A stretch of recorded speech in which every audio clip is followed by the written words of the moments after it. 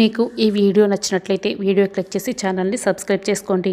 ఇక పోలీసులు కేదార్ని అరెస్ట్ చేసి తీసుకువెళ్తూ ఉంటారు. ఆ లైవ్నంతా కౌశికి వాళ్ళు అయితే షాక్ అయ్యి చూస్తూ ఉంటారు. యువరాజ్ అయితే చాలా సంతోషపడుతూ ఉంటాడు. పైశాచిక ఆనందం పొందుతూ ఉంటాడు. చూసావక్క, చూసావా, నీ ముద్దుల తమ్ముడు ఎవరి ప్రాణాలు తీసేస్తే పోలీసులు ఇలా అరెస్ట్ చేసి తీసుకువెళ్తున్నారో చూస్తున్నావా అక్క, చూస్తున్నావా, వాడు ఎటువంటి వాడో ఇప్పటికైనా నీకు అర్థమైందా అని యువరాజ్ అంటూ ఉంటాడు.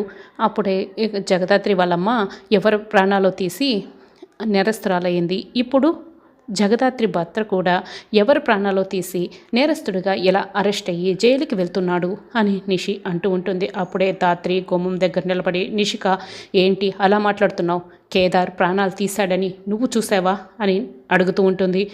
కానీ పోలీసులు అయితే అరెస్ట్ చేశారు కదా, కాబట్టి వాడు నేరస్తుడే అని నిషి అంటూ ఉంటుంది.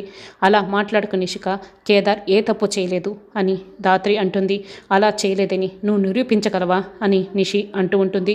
నువ్వు బాధపడకు జగదాత్రి, నేను మన లాయర్ గారితో మాట్లాడి బెయిల్ తీసుకువస్తాను అని కౌశికి ఫోన్ చేయబోతూ ఉంటుంది. ఆగండి వదిన, తప్పు చేసిన వాళ్ళని సమర్థించడం కరెక్ట్ కాదు. తప్పు చేసిన వాళ్ళని మీరు ఇలా వెనకేసుకు వచ్చి ఇలా బెయిల్ తీసుకొస్తారని చెప్తున్నారేంటి, మీరు తీసుకురావడానికి వీల్లేదు అని నిషి అంటూ ఉంటుంది. అలా మాట్లాడుతున్నారేంటి, వాళ్ళకి మనం తప్పిస్తే ఇంకెవరున్నారు అని సుధాకర్ ఇక జగదాత్రి వాళ్ళ వైపే మాట్లాడుతూ ఉంటాడు. పర్వాలేదు మామయ్య, మీరు ఎవరూ జోక్యం చేసుకునే అవసరం లేదు. కేదార్ ఏ తప్పు చేయలేదని నేను నిరూపిస్తాను, నేను చూసుకుంటాను అని ధాత్రి ఇక దండం పెడుతూ చెప్తూ ఉంటుంది.